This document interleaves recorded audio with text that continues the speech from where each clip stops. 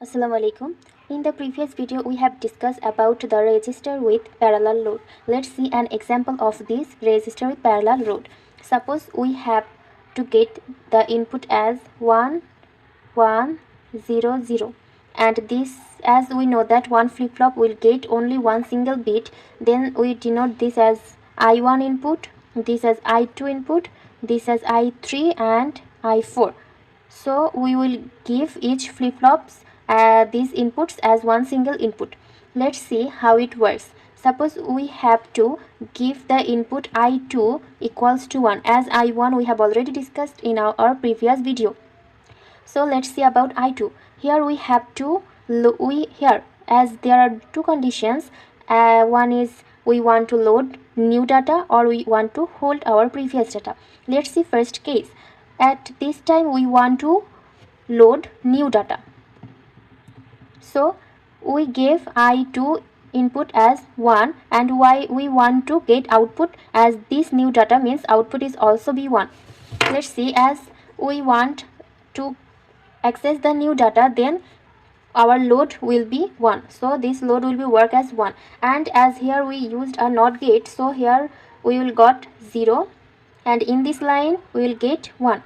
So here this 1 is coming to our first AND gate, and our I2 is 1.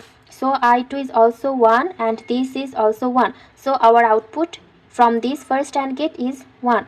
This 1 is getting into this OR gate as one input.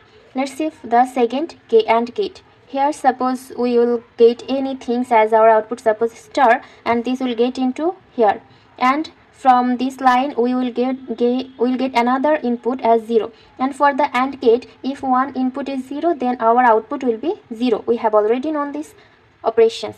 So here will be another input as 0 for our AND gate. And for the OR operation, we know that if the one or multiple input is 1, then the output will be 1. So here we get the input of this D flip-flop will be 1, and we know that for D flip-flop the input will be same for our output, so our Q will be 1.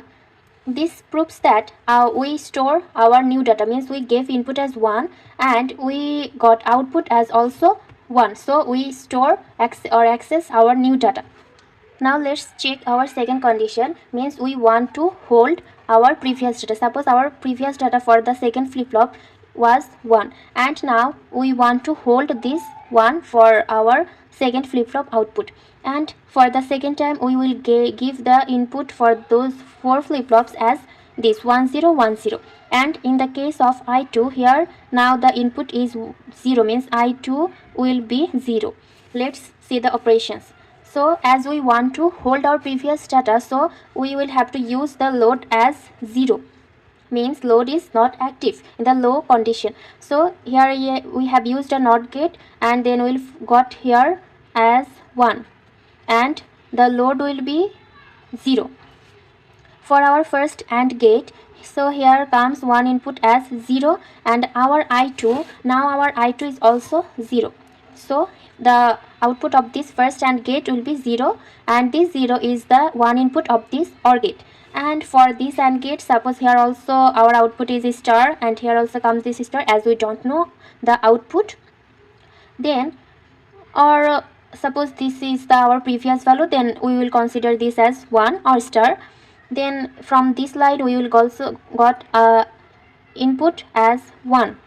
So here also 1 and 1 as two inputs of this AND gate, this second AND gate. Then we will got the output of the second AND gate is 1, and this one is the another input of this OR gate. So in the OR gate, here two inputs 0 and 1, and we will got the output as 1.